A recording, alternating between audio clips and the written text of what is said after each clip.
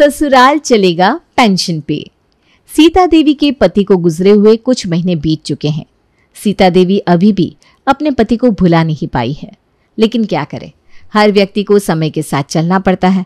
इसलिए सीता देवी भी अपने गम को भुलाते हुए अपने बच्चों के साथ जीवन बिता रही थी। खैर, सीता देवी के पति के गुजर जाने के बाद उन्हें अच्छी खासी पेंशन मिल रही थी। तो एक दिन जब सीता देवी बाजार से शॉपिंग करके घर लौटती है, बहू जरा पानी पिला दे तो। जी माँ जी, अभी लाई। रेखा अपनी सासू माँ के लिए एक गिलास पानी लेकर आती है। वो देखती है कि उसकी सासू माँ तो बहुत सारी खरीदारी करके आई है। अच्छा बहू, ज़रा मेरे लिए ना एक कप कड़क चाय बना दे। सुबह चाय पीना भूल गई थी तो अभी बहुत मन कर रहा है। जी माँ जी। रेखा किचन में जाती है और चाय चढ़ा देती है।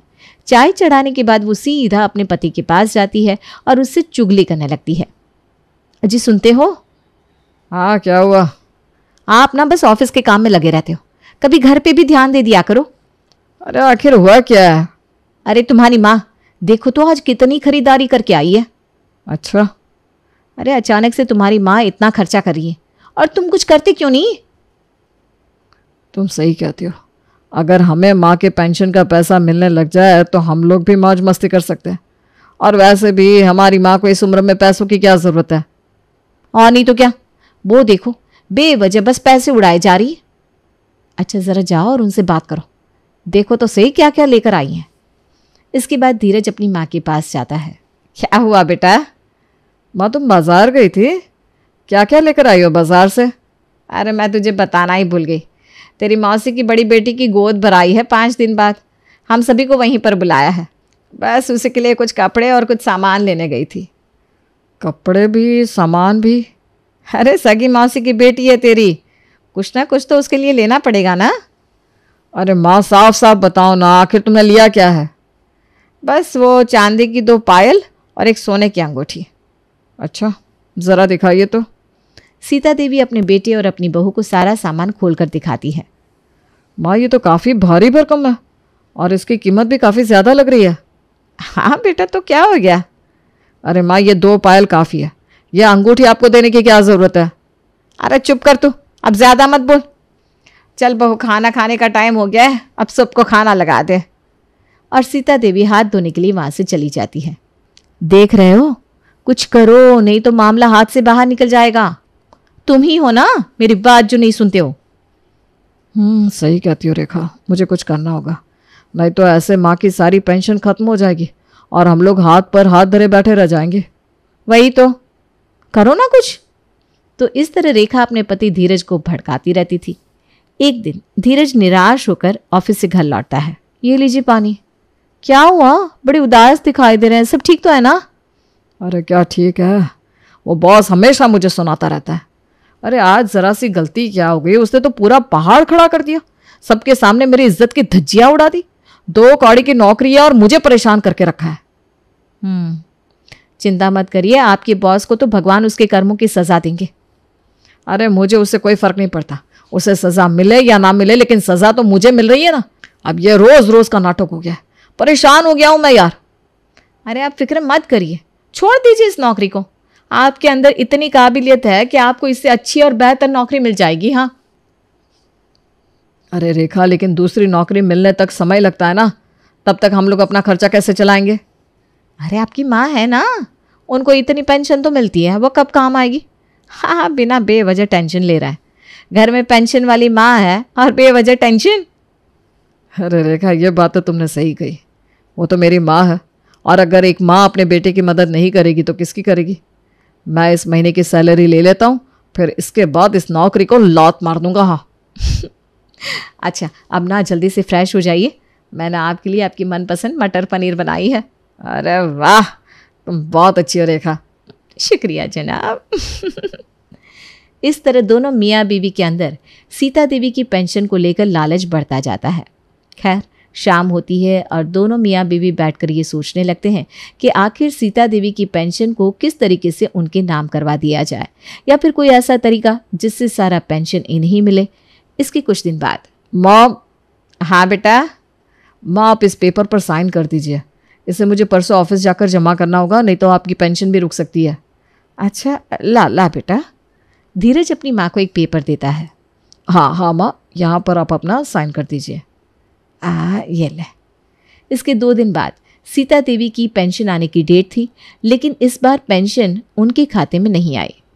अरे धीरज बेटा, इस बार मेरी पेंशन नहीं आई, मुझे ना बड़ी टेंशन हो रही है, चल जल्दी से बैंक चलते हैं। अरे माँ आप चिंता मत करो। अरे एक बात बताना तो आपको भूल ही गया था। क्या बेटा? वो माँ, दरअसल बात यह है कि जब मैं आपका कागज़ जमा करने के लिए वहाँ गया था तो मुझे पता चला कि आपके अकाउंट में कुछ गड़बड़ी हो गई है, और तभी वहाँ के एक कर्मचारी ने मुझे ये सलाह दी कि आपके अकाउंट की जगह मैं अपने अकाउंट की डिटेल दे दूँ। अच्छा हाँ माँ, अरे आप चिंता मत करो, पैसे कहीं भागे थोड़ी ना जा रहे, मेरे अकाउंट में ही तो है, मैं लाकर दे दूँगा आपको। अच्छा ठीक है बेटा। थोड़ी देर बाद धीरज पैसे निकाल कर लाता है और अपनी माँ को देता है। दरअसल सीता देवी अपनी पूरी पेंशन नहीं निकालती थी, वो पेंशन का बहुत सारा हिस्सा अपने अकाउंट में बचा कर रखती थी। वहीं धीरज भी बड़ी चालाकी से अपनी माँ को आधा पैसा ही लाकर देता है। और माँ चिंता मत करना, आपके बाकी पैसे अकाउंट में ही रखे हैं, ठीक है? अच्छा बेटा। इस तरह सीता देवी की पेंशन का आधा हिस्सा धीरज के अकाउंट में आने लगता है और धीरज उन पैसों से अपनी पत्नी के लिए ढेर सारे गिफ्ट खरीदता है। साथ ही साथ दोनों पति पत्नी कुछ पेंशन के पैसों से खूब मौज मस्ती भी करने लगते हैं। माँ आज आपकी बहू का जन्मदिन है तो हम किसी महंगे रेस्टोरेंट में खाना खाने के लिए चल रहे हैं। अच्छा, वैसे तो बुरा ना माने बेटा, तो मैं तुझसे एक बात पूछना चाहती हूँ। अरे बोलो माँ। वो क्या बात है, आजकल तो बहुत खर्च करता है। अरे माँ, अगर मैं खर्च कर रहा हूँ तो ये तो अच्छी बात है ना, मैं नौकरी करता हूँ, कमाता हूँ, तो जाहिर सी बात है खर्चा तो करूँगा ही। दरअसल माँ मेरा ना प्रमोशन हो गया। अच्छा, इतनी बड़ी बात तू मुझे अब बता रहा है धीरज? अरे माँ छोड़िए ना, दिमाग से निकल गया, माफ़ कर दीजिए। अच्छा ठीक है, वैसे भी आजकल अपनी माँ को कौन ध्यान में रखता है भला। अरे माँ आप ऐसा मत बोलो ना। अच्छा छोड़, जा जल्दी तैयार हो जा। इसके बाद सभी लोग एक महंगे रेस्टोरेंट में जाते हैं, वहाँ पर खूब मस्ती करते हैं। वहीं इसके कुछ दिन बाद, माँ इस बार पेंशन बहुत कम आई है। क्या? पता नहीं माँ, कुछ ना कुछ नियम कानून बदलते रहते हैं, हो सकता है इसी वजह से। अच्छा। और इस तरह अब सीता देवी को अपनी ही पेंशन कम मिलने लगी थी। खैर, इसके कुछ दिन बाद सीता देवी की बहू और बेटा उसे एक आश्रम में ले जाते हैं। ये तो कहाँ ले आया बेटा? माँ वो बात यह है कि हमें आज शाम की फ़्लाइट से लंदन जाना है। दरअसल बॉस ने मुझे 2 ही टिकट दी है, तो मैं आपको साथ नहीं ले जा पाऊँगा, और इसलिए माँ आप तब तक ना इस आश्रम में रहिए।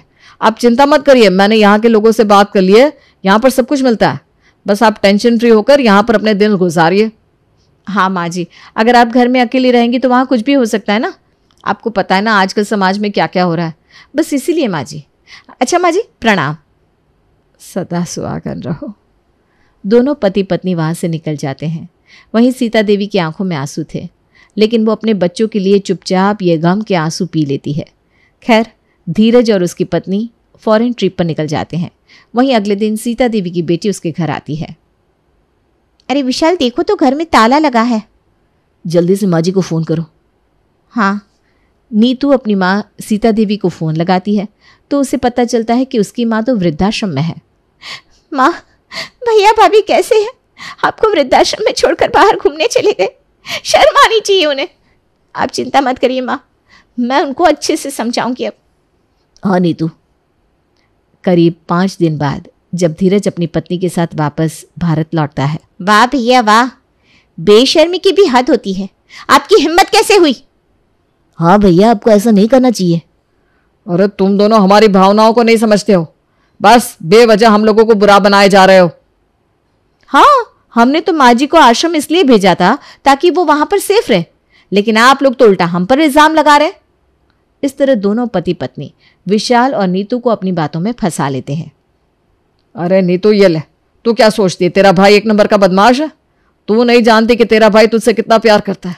ये ले, ये तेरे लिए ये विदेशी पर्स और सैंडल, और ये लीजिए जमाई साहब आपके लिए ये कपड़े। अरे इसकी क्या ज़रूरत है? अरे जमाई साहब आपका तो हक बनता है, लीजिए। हाँ हाँ ले लीजिए। और महंगे महंगे कपड़े, जूते और कई सारे गिफ्ट्स लेकर नीतू चुपचाप रह जाती है। लेकिन अजी आप शांत रहिए ना। भैया सही कहते हैं, इन्होंने जो किया होगा अच्छाई के लिए किया होगा। सॉरी भैया। अरे कोई बात नहीं बहना। इस तरह धीरज इस मामले को निपटा देता है। ऐसे ही दिन बीतते रहते हैं। कुछ महीने बाद नीतू को बेटी होती है। बेटा इस बार तो पेंशन ज्यादा निकालना। हाँ। अरे माँ, अब क्या पूरा घर ही उठा कर दोगी उसको? विदेश से इतना सारा गिफ्ट लेकर आया था उसके लिए, वो भी तो देखो। नहीं तो क्या। अरे बेटा लेकिन वो गिफ्ट तो तूने दिए थे ना, मुझे भी तो कुछ देना पड़ेगा ना बेटा उसे। अरे माँ, आपने ही नीतू के ससुराल वालों को अपने सर चढ़ा रखा है। वही तो। अरे माँ जी, बड़े लालची किस्म के लोग हैं वो लोग। बस आप नीतू को 2 जोड़ी कपड़े दे देना, बहुत है।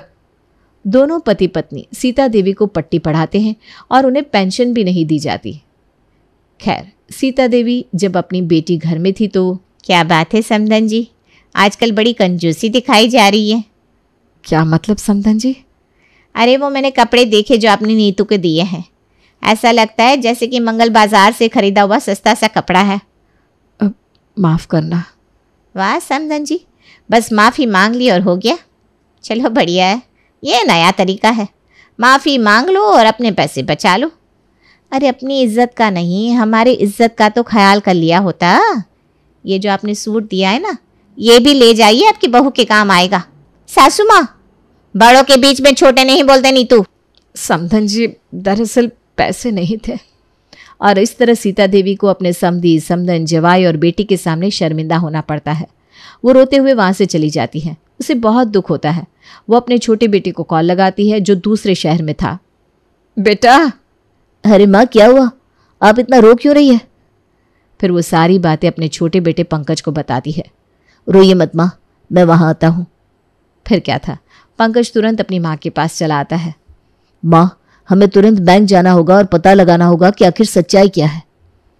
इसके बाद पंकज अपनी माँ को लेकर बैंक जाता है और पूरी छानबीन करता है। तब उसे पता चलता है कि उसके बड़े भाई ने कितना बड़ा घोटाला किया है। उसी शाम, अगर तुम लोग चाहते हो कि मैं किसी के सामने मुंह ना खोलूं, तो पेंशन का आधा हिस्सा मुझे भी देना होगा। अरे ठीक है ना छोटे। अब पेंशन का कुछ हिस्सा पंकज को भी जाने लगता है। ए जी, सासू माँ की पेंशन तो बहुत ज़्यादा है, तो आपके भैया आपको इतना कम पैसा क्यों देते हैं? हाँ, बड़े भैया बहुत चालाकी दिखा रहे हैं ना, अब मैं भी दिखाता हूँ अपनी चालाकी। अगले दिन, माँ अब जल्दी से इन कागज़ पर साइन कर दीजिए, तब बड़े भैया आपके खिलाफ कुछ भी नहीं कर पाएंगे। अच्छा ठीक है बेटा। दरअसल वो सीता देवी की प्रॉपर्टी के कागजात थे। फिर क्या, अब सीता देवी के हाथ से उसकी प्रॉपर्टी भी चली जाती है। इसके कुछ दिन बाद, वाह पंकज वाह, तू तो आस्तीन का सांप निकला। तूने सारी प्रॉपर्टी अपने नाम करवा ली, तेरी इतनी हिम्मत। वाह, देखो तो ये बात बोल भी कौन रहा है, जो खुद मम्मी की पेंशन पर अय्याशिया कर रहा है। अच्छा, हम अय्याशिया कर रहे हैं और आप क्या कर रहे हैं? अरे आपने तो हमसे भी बड़ा हाथ मारा ना देवर जी। हाँ और क्या, भाई भी तो आपके पति के ही हैं हम। वैसे भी आप दोनों के साथ बहुत अच्छा हुआ। तुम दोनों तो पहले से ही निकम्मे थे, ना कभी घर में ध्यान दिया ना कभी माँ जी पर, लेकिन हिस्सा तो इन लोगों को ही चाहिए। अरे आपने क्या उखाड़ लिया, दिन भर बस खाना ही तो बनाती रहती हो। हाँ तो तू तो उतना भी नहीं कर पाती ना। इस तरह इन चारों में खूब लड़ाइयाँ होती हैं।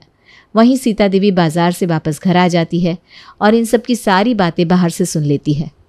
अब मुझे यहाँ एक पल भी नहीं रुकना। सीता देवी वहाँ से चली जाती है और सीधे लैंडलाइन से अपनी बेटी को फ़ोन करके सारी आप बीती सुना देती है। बेटी को भी अपनी गलती का पछतावा होता है और अपनी माँ के लिए बहुत बुरा लगता है। चिंता मत करिए माँ, मैं आपके साथ हूँ। इसके बाद नीतू अपनी माँ के लिए किराए के कमरे का बंदोबस्त कर देती है। ये किराए का कमरा उसके ससुराल के पास ही था। माँ जी, आपको परेशान होने की कोई ज़रूरत नहीं है, हम लोग उनकी अकल ठिकाने पर लेकर ही आएंगे। हाँ माँ। इसके करीब 15 दिन बाद नीतू और विशाल धीरज के घर जाते हैं, जहाँ पर सभी लोग मौजूद थे। भैया नमस्ते। नमस्ते भैया। नमस्ते। अरे भैया, हम तो आप सबके लिए खुशखबरी लेकर आए थे। खुशखबरी? कैसी खुशखबरी? अरे आप दोनों सुनेंगे तो पागल हो जाएंगे। माँ ने हम सबसे एक बात छुपाई थी। आप सबको पता है, माँ के पास 7 बीघा ज़मीन है, वो भी शहर के बीचों बीच। अब आप ही सोचिए उसकी कीमत आज के समय में कितनी होगी। क्या? क्या? तुझे ये सब कैसे पता? अरे हमारी माँ बड़ी चालाक है, उनको तो हम सब पर विश्वास ही नहीं था, इसलिए उन्होंने हमसे ये बात छुपा कर रखी थी ताकि अगर हम लोग कोई बदमाशी करे तो बुढ़ापे में ये ज़मीन ही उनका सहारा बने। और 3 दिन पहले एक रात मैंने उनकी बात चुपके से सुन ली। वो फ़ोन पर किसी वकील से बात कर रही थी और इसी ज़मीन का जिक्र कर रही थी। अच्छा, हाँ, और मैंने उन ज़मीनों के पेपर्स भी बनवा लिए हैं भैया। आप दोनों जल्दी से साइन कर दीजिए और वो ज़मीन अपने नाम कर लीजिए। नीतू ने तो साइन भी कर दिया है। अब हाँ हाँ लाइए ना। हाँ बिल्कुल। दोनों भाई बिना सोचे समझे उस पेपर्स पर साइन कर देते हैं। तभी वहाँ पर वकील और सीता देवी आती हैं। वाह मेरे लालची बच्चों, आज तुम्हारी लालच की वजह से मुझे मेरी पेंशन और मेरी ज़मीन दोनों वापस मिल गए। क्या? क्या? हाँ, अरे लालच की भी हद होती है। आपने अपनी विधवा माँ की पेंशन ले ली और आप पंकज भैया, आपने तो कमाल ही कर दिया। आपने तो माँ जी की पूरी प्रॉपर्टी अपने नाम कर ली। इसीलिए हमने ये नाटक किया और आप सब फंस गए। मिस्टर पंकज और मिस्टर धीरज, आपको उनकी प्रॉपर्टी से बेदखल किया जाता है। अभी के अभी सब निकल जाओ, क्योंकि मैं तुम जैसे धोखेबाजों और लालची लोगों के साथ एक पल भी नहीं रहना चाहती। माँ, हमसे बहुत बड़ी गलती हो गई। हाँ माँ जी। हाँ माँ, ऐसा मत करिए। सीधे मुँह बात समझ में नहीं आती क्या? निकल जाओ यहाँ से अभी के अभी। और कितना जलील हो गए। हाँ, और अब तो मुझे तुम लोगों पर रत्ती भर भी विश्वास नहीं है। निकलो। सभी लोग सीता देवी से बहुत माफ़ी मांगते हैं, लेकिन अब सीता देवी पत्थर की बन चुकी थी, क्योंकि उन्होंने इतना कुछ सहा जो था। खैर, वो चारों थक हार कर वहाँ से निकल जाते हैं। माँ रोइए मत, आपकी बेटी आपके साथ हमेशा रहेगी। हाँ माँ जी, और आपका जवाई भी। इसके बाद सीता देवी अपनी बेटी नीतू और अपने जवाई विशाल के साथ खुशी खुशी एक घर में रहने लगती है।